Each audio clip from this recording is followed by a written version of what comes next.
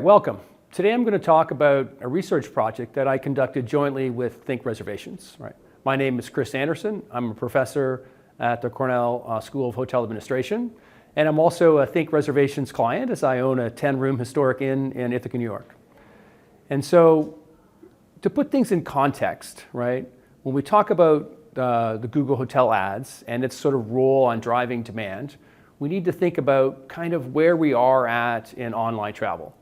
And so here I have kind of a snapshot of the sort of most popular online travel websites. And what I want you to see at the top is by far how this space is kind of like controlled by online travel agents, right? So I'll use booking.com as our sort of reference point where they're doing a billion plus room nights a year, right? $20+ billion in room revenue. And they're spending over $6 billion a year to drive that business, right? So we need to sort of think about that's kind of the space that we're trying to get in front of consumers. If we think about why it becomes difficult, is because how people are engaging in that online world before they find our properties, right? So about 80% of hotel reservations are preceded by some form of search, whether that's Google or Bing or Yahoo, right? And about half of, or a little more than half of all online hotel reservations are occurring at an online travel agent, right? So we're getting people searching, they're ending up at that guerrilla booking.com making those transactions, right? And then that makes it even more difficult is that there's a multitude of properties at that online travel agent, but consumers are really just booking from a select few as the availability is controlled by that online travel agent, right? So roughly 95% of those transactions are occurring from that first set of listings, right? And basically half of them are really from that sort of what we call above the fold, that first 5 or 6 set of listings that are displayed at that online travel agent. And so the reason we talk about that is because online travel agents really are controlling what is displayed there through what's called a win, meet, lose sort order, right? And by that I mean they're making sure that the hotels they put front and center of consumers are the ones where they have the best prices at, right? So we call that a parity impacted sort order. And so I'll talk a little bit about parity, i.e. are you keeping the price on your website the same as the price that you're providing to Expedia or Booking.com? So that's kind of our backdrop. And what I really want to do now is talk about Google and really the role of Google Hotel ads in sort of working within that environment. So Google Hotel ads, or sometimes referred to as Google Hotel Finder, is this part of Google that we first see when we do a locational specific search, right? So by locational specific, I mean like a town, right? So here's a search for Ithaca hotels.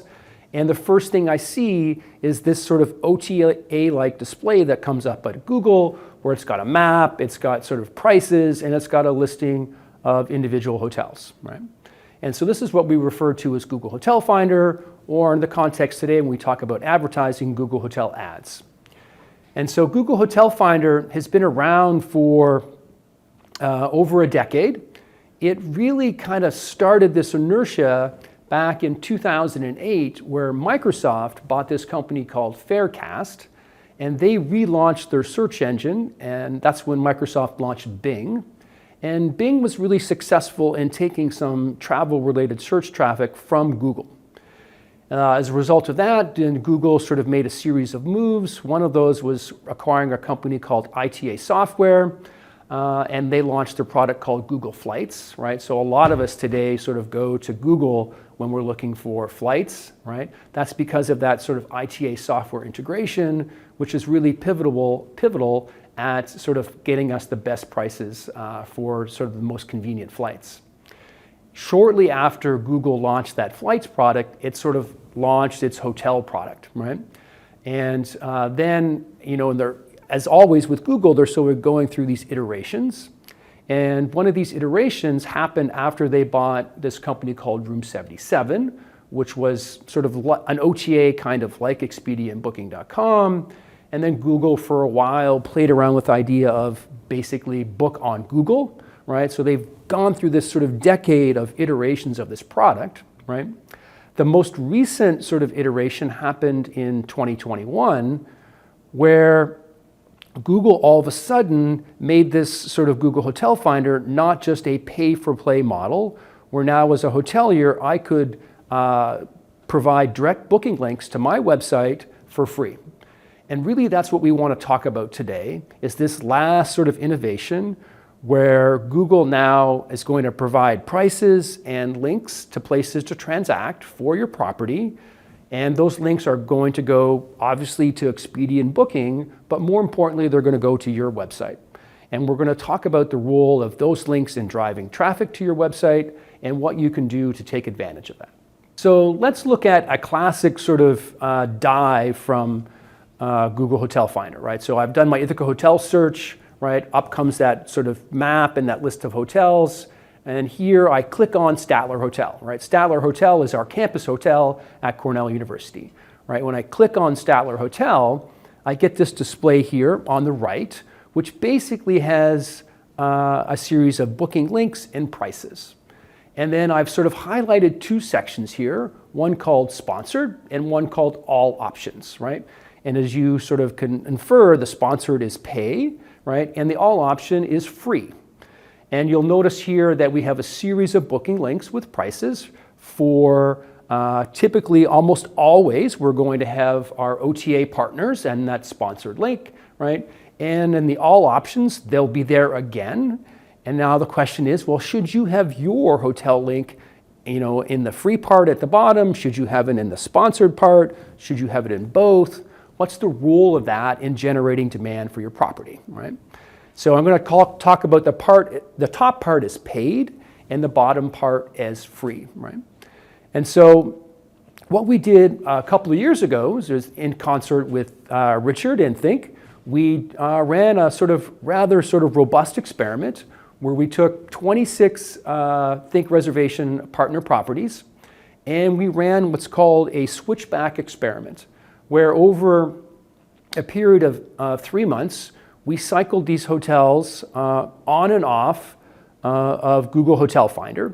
And when I say on and off, I mean sometimes the booking link for the hotel's website was there, sometimes it was not there, and sometimes it was there under the paid and the free spot, right? So we're going to talk about off as one sort of treatment. Then we're going to talk about on, where that direct booking link is on the All Options free part at the bottom, and then paid, where it's basically at both places. That's at the sponsored part and it's at the free part at the bottom, right? And because we had all these sort of robust partners, we could randomize the treatment across them, we could randomize it over time, and so we could get a lot of insight into the causal nature of engaging with Google Hotel Finder and what it meant for traffic at your website. And we're not just talking about traffic here, all right, what kind of demand did it generate, right? Where did that demand come from? Did it come from the free link? Did it come from the paid link? Did the paid link cannibalize the free link? And then more importantly, when I'm actively engaging in this environment, putting my booking link up there besides Expedia, did it sort of impact where people booked, right? Did I sort of move some people from Expedia over to your website, right? So we're going to talk about all three of these things and ultimately what it means for the profitability of your property. So in a nutshell, right, turning this thing on is a no-brainer, right? So here I've got a quick sort of summary of the results, right? So I've got our three treatments. So no direct booking links at Google Hotel Finder. That's our off phase. On is where we have our hotel's booking link at the bottom part, right? And then paid is where it's both in the free section and the paid section. So if we compare being on versus off, there's about 11% lift in total demand, right? And if we look at being on and also being in the paid section, then that's 28% from being off, right? And here what's critical is being in paid actually has a lift beyond just being on, right? That's the 15%, right? So we see the sort of incremental impacts here of not being there, right? Some lift from having our links there, and then another lift from paying to be at the top of that, right? So remember, I said consumers are lazy, right? They're transacting from that first page of the OTA sort. Most people are transacting from the first 5 or 6 sort of properties. And so here we see that even though my link is here and then maybe like 3 inches below in the free part, consumers are more apt to click on that paid link. Now, this is a really complicated slide, and I'm going to walk through it sort of in detail. And the reason that I'm going to talk to this slide is because we will have to realize that, well, if I'm getting some traffic when I'm down here at the bottom in the sort of all options free section, and then I'm also going to get some traffic from when I'm in the paid section, is the paid section actually going to sort of cannibalize or move some free people to paid people, right? Would I have got these people without actually having to pay for those, right? So here we have this kind of summary table, and we have 2 columns, organic and sponsored, right? And so what I want to talk to here is the organic is the all options free part. And I've got 2 parameters, right? Click-through rate and conversion rate. So CTR is the fraction of people that when they see that booking link, they click on it. And then the CVR, or the conversion rate, is the fraction of people when they clicked on that link actually make a reservation. And so if we talk about the bottom part, there's two periods in which it's there. It's there in the sort of only when I'm in the free section, and then it's there when I'm also paying in the sponsored section. So basically what happens to that sort of organic listing during the sort of on phase, we have this click-through rate of 3.7% and this conversion rate of 2.99%. Now, when I put my ad at the top, then my free sort of performance decreases. Now, instead of 3.7% of the people clicking on my booking link, only 1.09% people click on it. And then given they've clicked on it, now only 2.69% of those people that clicked on it actually purchase. So what we see here is that cannibalization, right? So basically, when I'm at the bottom, that's my only link to my website. When I'm at the bottom and the top, a bunch of that bottom traffic has moved to that sort of top link. Now, if we think about that top link though, it in itself performs really well because it has a click-through rate of 5.9% and a conversion rate of 2.9%. So when I put that ad up there, then it's getting a lot of demand because now it's competing against Expedia and Booking, right? So we see here when that thing is up there on its own, it's getting a lot of traffic, right? And my bottom ad, my bottom link is getting less traffic, but in concert, so if we look at this thing together, right? So yes, there's some cannibalization of the free link by the paid link, but more importantly, the paid link is preventing people from going to Expedia or Booking.com, right? So the net here is that as long as you're not paying too much for that paid link, that's probably a good thing to have up there, right? So we have 2 things here. Our last slide talked about total demand. That's from all your bookings, right? This slide here is talking about the things we measure through Google Analytics. So this is just the performance of Google Hotel Ads itself, right? So the previous slide talked about the billboard, how it drives traffic to my website. This slide is really talking about how people are engaging with me just in Hotel Finder, right? So the last part of this is, like I said before, if I put my sponsored link up there, it is going to sort of prevent people, right, from going to Expedia or Booking.com. So let's look at all our hotel transactions and get a sense of this sort of Google Hotel Ads sort of world. What happens to my percent of transactions, say, that are coming direct versus those that are coming through an online travel agent? And so here, the first and foremost, if I sort of get my free booking link up there, it's a no-brainer. It's going to move a lot of traffic that otherwise would have been at Expedia over to my website. So there's about a 20% decrease in the fraction of consumers who are booking at third parties, right, now that you've got this sort of direct booking link at Google. And then if you turn on the paid guy, then yes, we talked earlier a lot about that traffic, but the sort of channel mix there kind of depends, right?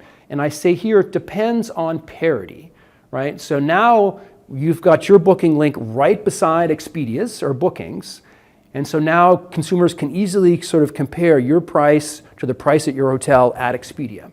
And so as you imagine, if there becomes differences in those prices, that's going to drive which booking link people click on and kind of what that sort of channel shift is going to look like, right? So this kind of critical part here is, like in all things, it kind of depends, right? So how you're sort of engaging with prices is going to dictate where that sort of traffic moves to. So, is this a good idea? Should you be engaged with Google Hotel Ads, right? Should you get your direct booking link up there, right? At some level, that's a really easy answer, right? Absolutely, you should have your free booking link up there. It's basically costless other than, engaging with your connectivity partner, right? There is a significant lift in total volume. There is a significant shift in sort of movement from OTA to direct. And then the part two of that is, well, should I actually pay for play? Should I get my booking link at the top? And like all things, this is the kind of depends, right? And here I'll say it should be targeted, right? So because of the conversion, because of the cannibalization of free links by paid links, it's not like a no-brainer you should turn it on, but because it prevents people from going over to the OTA, then you sort of want it on under this kind of depends model, right? And the other part of this is mobile, right? So here we see a new image come up on our slide, and this is basically from that same sort of locational search, Ithaca Hotels, but now on my phone versus on my laptop. And just like if I'm in Google on my phone and I do a locational search, I'm going to get sort of Google Hotel Ads come up front and center.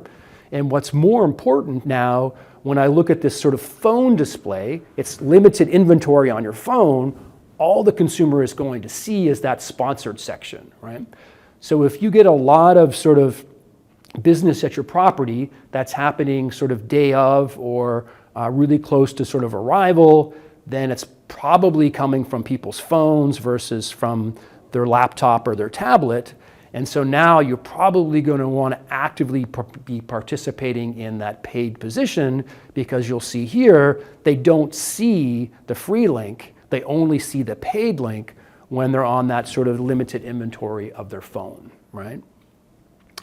So the last thing I want to talk about here is there's a little tricky part about Google Hotel Ads, and that it's not by the stay date, it's by the shop date.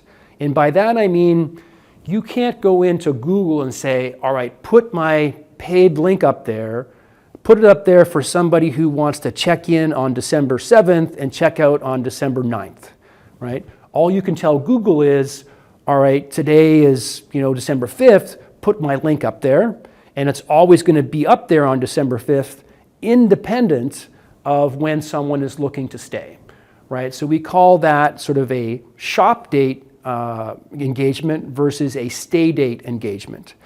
And so this means we have to be a little bit careful when we turn it on. And by that I mean, if we're entering a really busy period and we know that we're already going to have a lot of guests on property, then maybe I don't need to engage in paid use of Google Hotel Ads because I don't have that many rooms left. Again, because I can't control it by the stay date, I control it by the shop date, right? And so here is sort of a plot that we've created from our 26 sort of treatment hotels, where on the x-axis we have impressions, right? So this is how many people are going to Google Hotel Ads. And on the y-axis, right, or the vertical axis, we have a measure of future availability, right? So what is the sort of typical number of rooms we have available over the next 30, 60, 90 days, right? And what you'll see here, if we have a lot of availability and low impressions, then we're going to want to turn on paid advertising, right?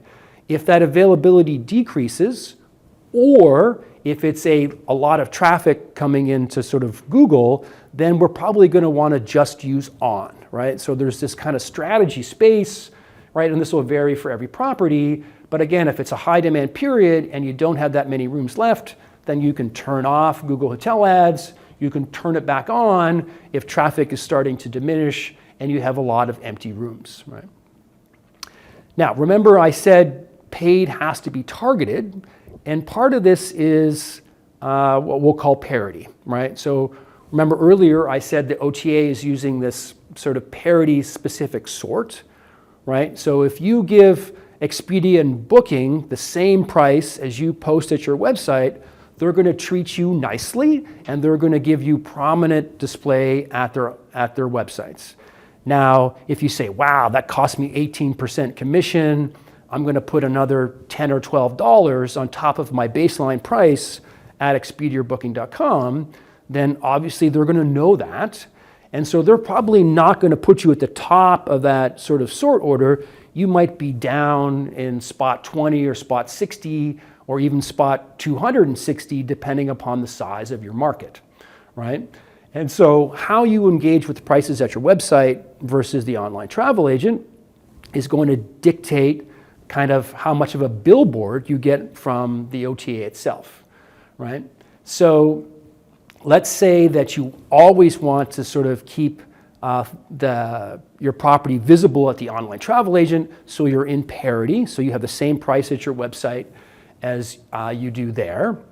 Now, that's going to sort of impact how the customer engages in this paid link at Google Hotel Finder, because now they see your price, right, kind of right beside Expedia's price, right? And if they're the same, then you run the risk that maybe they're just going to click on, in this case, hotels.com, because it's at the top, right?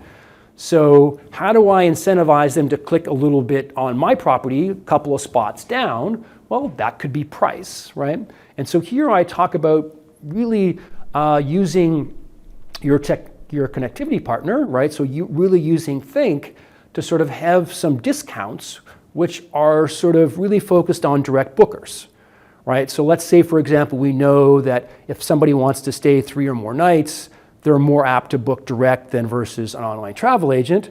So let's put a discount of 10% for an extended stay booker. So now my base price that I give to Expedia is in parity, so they're treating me well. But now I have this really targeted price for this sort of longer stay. And we'll notice here that on Google, it's a stay date specific price. So now I can give them a discount for this 3-night stay. Now my price is going to be cheaper on that sponsored link. Now I'm going to get that sort of targeted direct traffic by being in parity most of the time, but having some sort of laser sort of attempts to sort of be out of parity. The last part of this is, well, what if Expedia or Booking start to sort of realize that I have these target opportunities where my prices are cheaper at my website? Well, both of them have opportunities for you to sort of pay for position, right? So here's an example where basically this property spends a little extra to appear in this spot, right? So you can pay, right, Booking, in this case, a little bit more commission to get a higher visibility on their website. Expedia has their accelerator program where basically you can say, all right, move me from rank 10 to rank 2 by giving me 2 or 3% more additional commission, right? So here's ways that you can sort of amplify the impacts of Google Hotel Ads through laser use of your third-party partner, right? So at the end of the day here, I want you to realize that turning something like Google Hotel Ads on is relatively straightforward. Absolutely turn it on today if it's not on yet, right? Actively think about using the paid version, right? Because it does have the ability to drive more traffic, right? Even if it's cannibalizing some of those organic links, it is actually preventing people from going over to Expedia. And you want to prevent that because there's nothing that says once they're at Expedia, they're going to book with you versus booking with somebody else, right? So we want to keep them captive in our world, ideally captive on our website, right? And so we need to sort of think about how to be laser focused in these opportunities. Okay, so now we'll take a couple of questions from the chat, right? So our first question is, what should hospitality professionals be excited about in terms of marketing and visibility in the future, right? So this is a great question, right? Remember, at the backdrop, as I said earlier, our online travel agent friends are spending a massive amount of money, right? So together they're spending more than sort of $10 billion, right? Getting in front of consumers, right? Then think about what the big brands are spending also to drive traffic to their brands. So with that as our backdrop, we need to think about, well, what can I do within the limited budget that I have, right? And a lot of that is kind of the tactical things we talked about is, well, it's probably going to be hard for us to generate awareness in the face of those big budgets, but yes, we can be laser focused in using some of the tools like at Google or the sort of targeted marketing opportunities at Expedia or Booking.com. And in the face of that, well, what can I do to build brand, right? A lot of that is putting content on your website, blogging, social media posts, all these free things that you can do that just continue to build your presence digitally. If we think about, everyone's talking about AI these days, right? So what's kind of the role of sort of AI going to mean for us, right? So AI is going to be kind of all over the place, right? And so one of those things is, well, how is search going to change as a function of AI, right? So we've all been in Google and doing our search, and now we have these kind of AI summaries, right? All that is eventually going to impact travel, right? But the thing we have to realize is even as Google starts to put AI sort of search results in front of consumers, Google is still going to want to monetize its inventory of travel product, and Google's main sort of travel product is Google Hotel Ads, right? So that's even more sort of inertia for us to sort of get behind hotel ads because it's going to be promoted through Google's tools, right?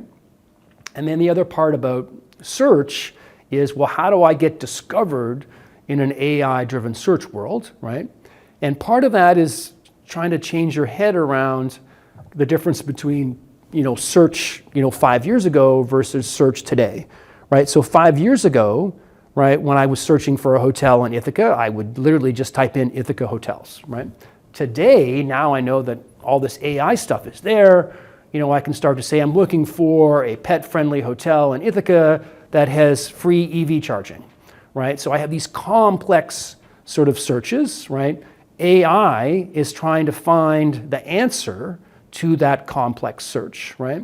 So this becomes critical when you're thinking about designing your web content to basically have answers to these like AI-like questions, right? 5 years ago, we didn't have to have answers to everything on our website because we were matching sort of phrases.